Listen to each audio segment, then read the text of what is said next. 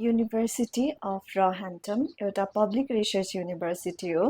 युनिभर्सिटीको QS old ranking एकदम राम्रो छ, as well as time higher education world युनिभर्सिटीको ऱ्याङ्किङ पनि 801 to 1000 भित्र पर्ने युनिभर्सिटी हो। एन्ड लन्डनभित्रको सबैभन्दा अफोर्डेबल र धेरै स्कलरसिप प्रोभाइड गर्ने युनिभर्सिटी मध्येमा पर्छ।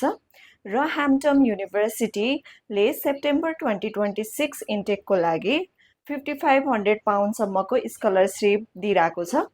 ब्याचलरको आफ्टर स्कलरसिपको कुरा गर्ने हो भने 12,128 पाउन्ड हुन जान्छ। You can also apply without आइएलएसपिटी। त्यसको लागि चाहिँ स्टुडेन्टको प्रोफाइल 2.92 अबोभ जिपिए हुनु पर्यो र इङ्ग्लिसमा बी हुनु पर्यो।